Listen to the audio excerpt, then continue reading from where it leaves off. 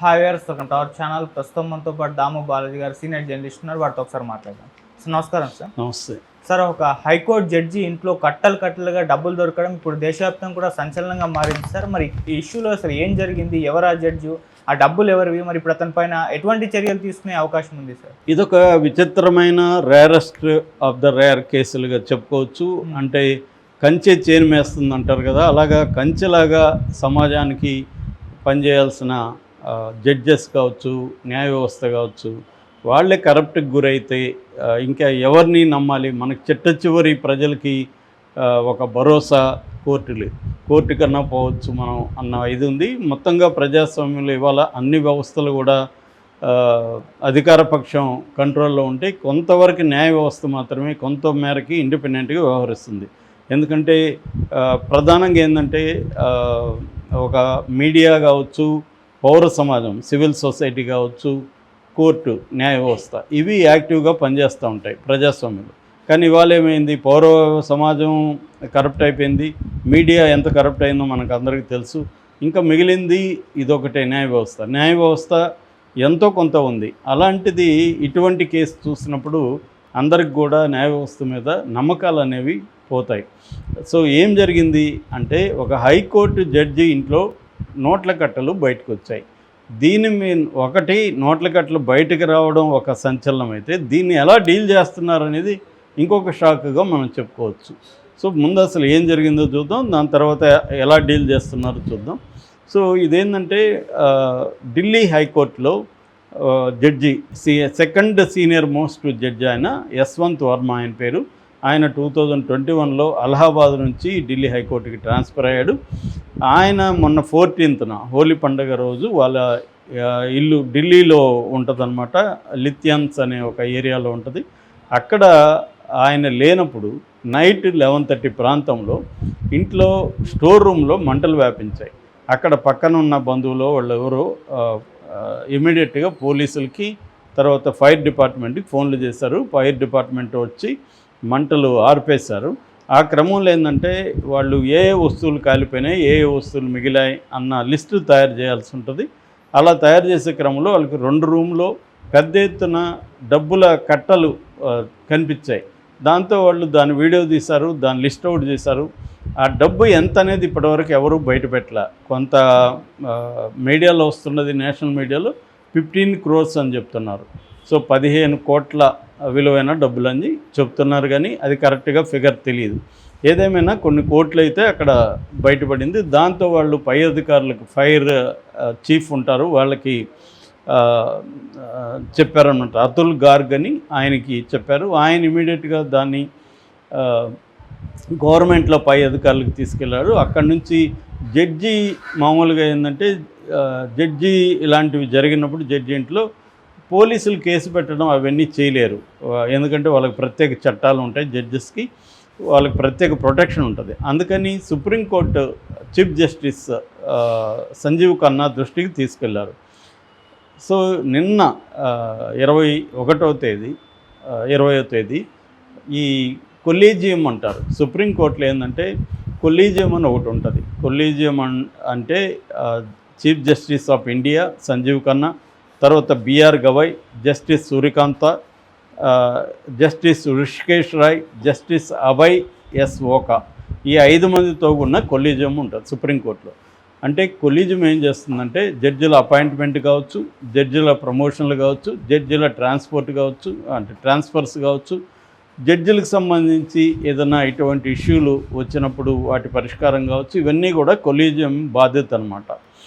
So ఇప్పుడు ఈ నోట్ల కట్టలు బయటపడింది కాబట్టి ఈ సమావేశం ఏర్పాటు చేసి ఆయన వివరణ అడిగినట్టుగా ఉన్నారు. అది కూడా బయటికి రాలేదు. ఆయన వివరణ అడిగారా, ఆయన ఏం చెప్పాడు, ఆ డబ్బులు తందే అని చెప్పాడా, లేకపోతే ఎవరైనా ప్లాన్ చేసి కావాలని నిప్పు పెట్టించి ఇలా ఆయన లేనప్పుడు ఇలా బయటకు వచ్చినట్టుగా ఆయన మీద ఏమన్నా చేశారా, లేకపోతే ఆయన డబ్బులే ఏమన్నా ఆయన డబ్బులే సొంత డబ్బులు, అంటే ఎటువంటి కరప్షన్ లేని డబ్బులా, అవి కరప్షన్ ఎవరైనా కరప్షన్తో ఇచ్చిన డబ్బులా? ఎందుకంటే ఆయన దగ్గర ఇప్పుడు ప్రధానంగా కేసులు ఐటీ సేల్స్ కేసులు, సేల్స్ ఐటీ కేసులు, అంటే సేల్స్ ట్యాక్స్, తర్వాత జిఎస్టీ ట్యాక్స్, కొన్ని కంపెనీ కేసులు ఉన్న ధర్మాసనానికి హెడ్గా ఆయన ఉంటున్నాడు.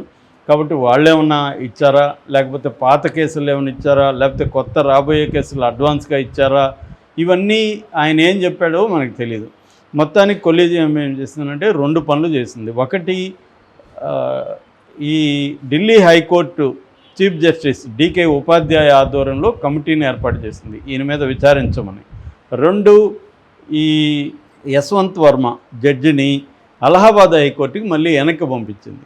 ఈ 2 పనులు కొలీజియం చేసింది. దీంతో ఇప్పుడు తీవ్ర వ్యతిరేకత వచ్చింది దీని పట్ల. ఒకటి, అలహాబాద్ హైకోర్టులో అక్కడున్న బార్ కౌన్సిల్ చాలా తీవ్రంగా పదజాలంతో సుప్రీంకోర్టు చీఫ్ జస్టిస్కి లేఖ రాశారు.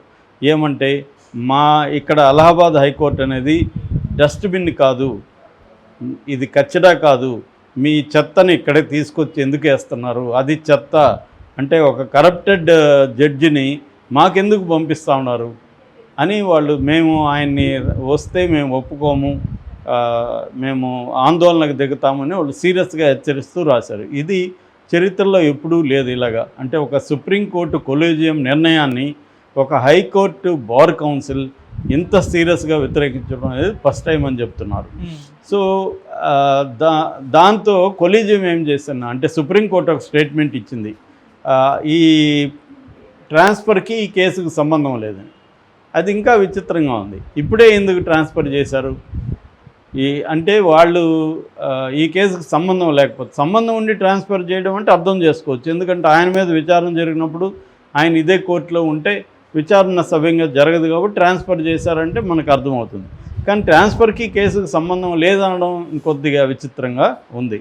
సో ఇప్పుడు అందరికీ వచ్చే డౌట్ ఏంటంటే, మామూలుగా అయితే డబ్బులు నీ దగ్గర నా దగ్గర దొరికాయనుకో, ఇమ్మీడియట్గా ఎవరు వస్తారు?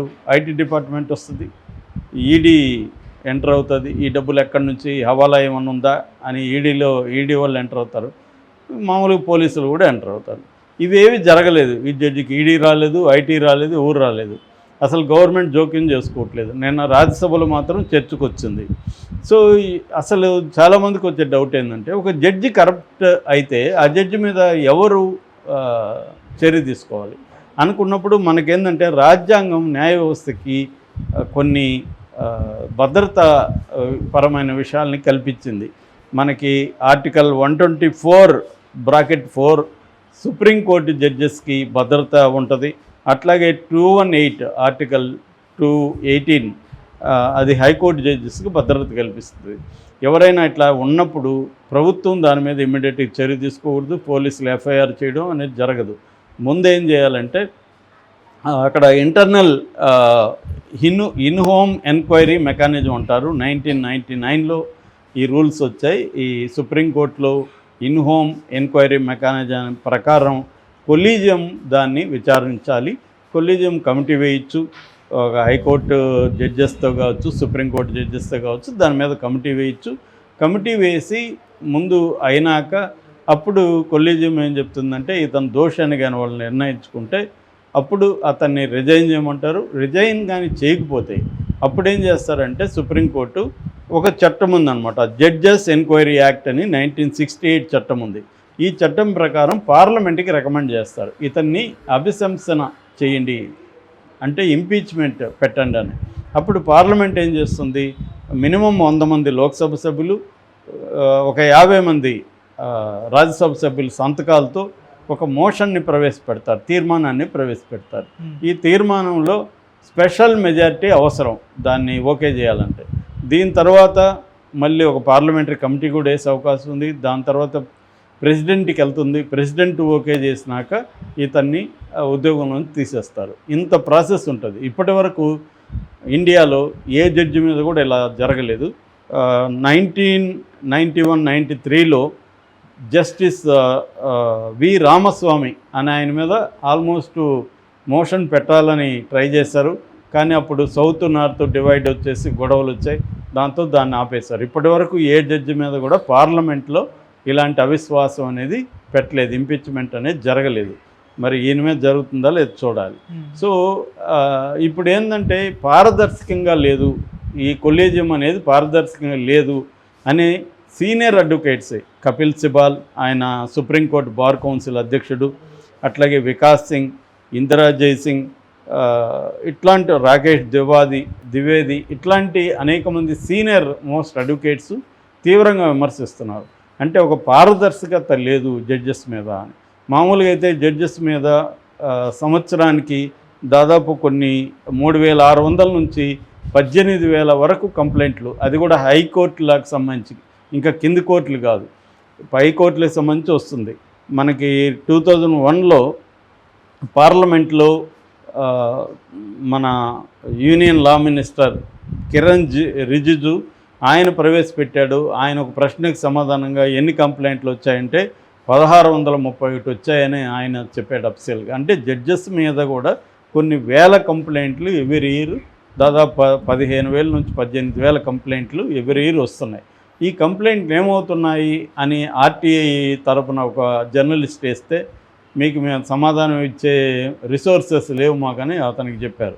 అంటే ఇవి మనం ప్రజలు న్యాయ వ్యవస్థ మీద ఫిర్యాదులు ఇస్తుంటే ఆ ఫిర్యాదుల పరిస్థితి ఏంటో ఎవరికి తెలియదు. సో అందువల్ల న్యాయ వ్యవస్థ కరప్ట్ అయితే, న్యాయ వ్యవస్థలోనే ఇట్లాంటి జరుగుతున్నప్పుడు దీన్ని ఎవరు అడ్డుకోవాలంటే, మనకున్న దాని ప్రకారం అయితే సుప్రీంకోర్టు కొలేజియమే చేయాలి. ఈ కొలేజియం సిస్టమ్ సరిగా లేదని కపిల్ సిబాల్ లాంటి వాళ్ళు విమర్శిస్తున్నారు. ప్రస్తుతానికైతే మనకున్న వ్యవస్థ ఇదే. ఎందుకంటే ప్రపంచంలో అనేక పద్ధతులు ఉన్నాయి, కానీ ఏది పర్ఫెక్ట్గా లేదు. ఈ జడ్జెస్ మీద ఎలాంటి చర్య తీసుకోవాలని మనకున్న పర్ఫెక్ట్ ఉన్న దాంట్లో బెటర్ సిస్టమ్ అయితే కొలేజియము. ఈ కొలేజియం ఇప్పుడు ఈయన మీద ఏం చర్య తీసుకుంటుంది అనేది తెలీదు. మధ్యలో ఇంకొక పరిణామం కూడా చోటు చేసుకున్నది. ఈ ఫైర్ చీఫ్ ఎవరైతే ఉన్నారో ఫైర్ డిపార్ట్మెంట్, అతుల్ గారు, ఆయన అసలు డబ్బే దొరకలేదని ఒక స్టేట్మెంట్ ఇచ్చాడని పీటీఐ వార్తా సంస్థ అనౌన్స్ చేసింది. దాంతో అన్ని పేపర్లు, మీడియా దాన్నే క్యారీ చేశాయి, అసలు డబ్బులే దొరకలేదని. మరి డబ్బులే లేదు దొరకపోతే ఈ డ్రామా అంతా ఎందుకు? మళ్ళీ ఆయనే ఖండించాడు. ఇది నేను అలా చెప్పలేదు, నేను డబ్బులు దొరకలేదని, దొరికిందని ఏమీ నేను కన్ఫర్మ్ చేయలేదు అని ఆయన చెప్పాడు. సో అసలు డబ్బులు దొరికిందా లేదా, దొరకపోతే ఈ డ్రామా అవసరం లేదు, కొలేజియం ఫార్మేషన్ అవసరం లేదు, మీటింగ్ అవసరం లేదు, డబ్బులు దొరికిందని మనం నమ్మే అవకాశం ఉంది. సో డబ్బులు దొరికితే ఆ డబ్బులు ఎవరిదనేది